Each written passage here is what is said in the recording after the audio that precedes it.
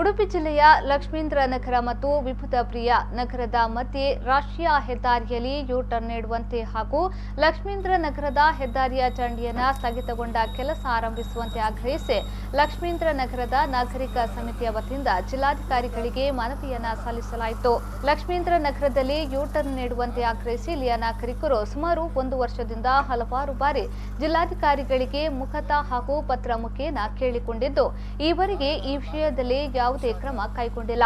ಇದರಿಂದ ಲಕ್ಷ್ಮೀಂದ್ರ ನಗರ, ವಿಭುಧಪ್ರಿಯ ನಗರ, ಹಯಗ್ರೀವ ನಗರ, ಸುಗ್ರಿ, ಕುಂಡೇಲು, ಗುಳ್ಳೆ ಮುಂತಾದ ಹಲವು ಪ್ರದೇಶಗಳ ನೂರಾರು ಮಕ್ಕಳು, ಸಾವಿರಾರು ನಾಗರಿಕರು ಹಾಗೂ ರಿಕ್ಷಾ ಚಾಲಕರು ತುಂಬಾ ಕಷ್ಟಪಡಬೇಕಾಗಿದೆ.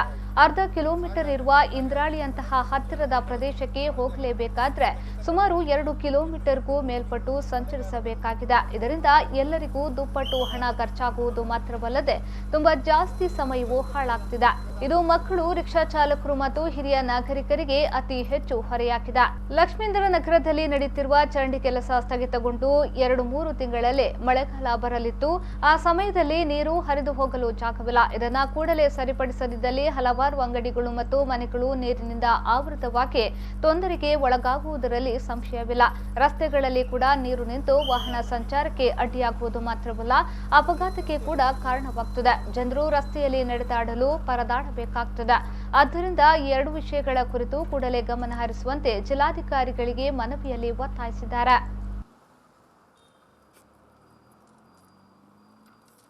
ಒಂದು ವರ್ಷದಿಂದ ನಾವು ಹಲವಾರು ಜನರಿಗೆ ಹಲವಾರು ಮನವಿಗಳನ್ನು ಕೊಟ್ಟಿದ್ದೇವೆ.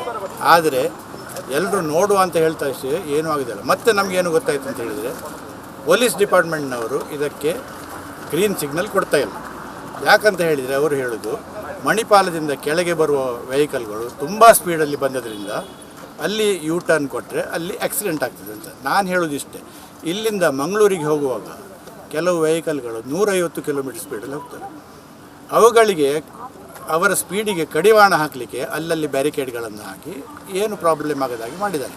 ಇಲ್ಲಿ ಯಾಕೆ ಬ್ಯಾರಿಕೇಡ್ ಹಾಕಬಾರ್ದು? ಇಷ್ಟು ಸಣ್ಣ ವಿಷಯದಲ್ಲಿ ಸಾವಿರಾರು ಮಂದಿಗೆ ಉಪದ್ರ ಕೊಡುವವರೆಗೆ ಬದಲಿಗೆ ಜನಸ್ನೇಹಿಯಾಗಿ ಒಂದು ಯೂ-ಟರ್ನ್ ಯಾಕೆ ಕೊಡಬಾರ್ದು? ಬೇಕಾದರೆ ನಾವು ಬ್ಯಾರಿಕೇಡ್ನ ದುಡ್ಡು ಅದಕ್ಕೆ ಏನಾದರೂ ಸ್ಪೀಡ್ ಬ್ರೇಕರ್ಸ್ ಅಥವಾ ಇದು ಎಂಥದ್ದು ಬೋರ್ಡ್ಸ್ ಎಲ್ಲ ಹಾಕಬೇಕಾದ್ರೆ ನಾವೇ ಅದನ್ನು ಒಟ್ಟು ಮಾಡಿ ಕೊಡ್ತೇವೆ, ಸ್ಪಾನ್ಸರ್ ಮಾಡಿ ಕೊಡ್ತೇವೆ. ಅದು ಮಾತ್ರ ಅಲ್ಲ, ಆ ಬ್ಯಾರಿಕೇಡ್ಗಳನ್ನು ಸರ್ವಿಸಿಂಗ್ ಸಹ ನಾವೇ ಮಾಡ್ತೇವೆ. ಇಂದ್ರಾಳಿಯಿಂದ ಮಣಿಪಾಲದ ಸಿಂಡಿಕೇಟ್ ಸರ್ಕಲ್ ಹೊರಗಡೆ ಇಲ್ಲಿ ಯೂ-ಟರ್ನ್ ಕೊಡಲಿಲ್ಲ.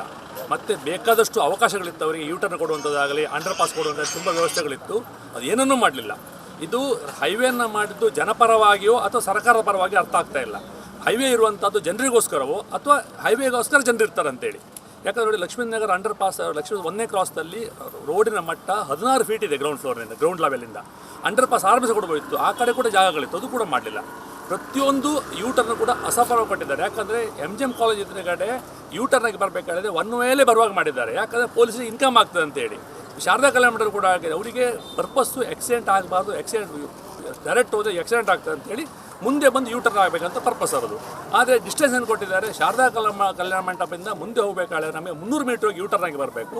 ಅದೇ ವಾಪಸ್ ಬರಲಿಕ್ಕೆ 100 ಮೀಟ್ರಲ್ಲಿ. ಅಂತ ಅರ್ಥ ಪೊಲೀಸ್ ಡಿಪಾರ್ಟ್ಮೆಂಟ್ ಅರ್ಥ ಏನಂದರೆ ಎಲ್ಲರೂ ವಾಪಸ್ಸೇ ಬರಲಿ, ನಾವು ಪ್ರತಿಯೊಬ್ಬರು ಹಿಡಿದ್ದೇವೆ, ಕೇಸ್ ಆಗ್ತೇವೆ, ದುಡ್ಡು ಕಲೆಕ್ಷನ್ ಮಾಡ್ತೇವೆ ಅಂತೇಳಿ. ಹಾಗಾದರೆ ಹೈವೇ ಮಾಡಿದ್ದು ಪೊಲೀಸ್ ಡಿಪಾರ್ಟ್ಮೆಂಟಿಗೆ ದುಡ್ಡು ಕಲೆಕ್ಷನ್ ಮಾಡಲಿಕ್ಕೋ ಅಥವಾ ಸಾರ್ವಜನಿಕ ತಿರುಗಲಿಕ್ಕೋ ಅನ್ನೋದು ನನ್ನೊಂದು ಪ್ರಶ್ನೆ.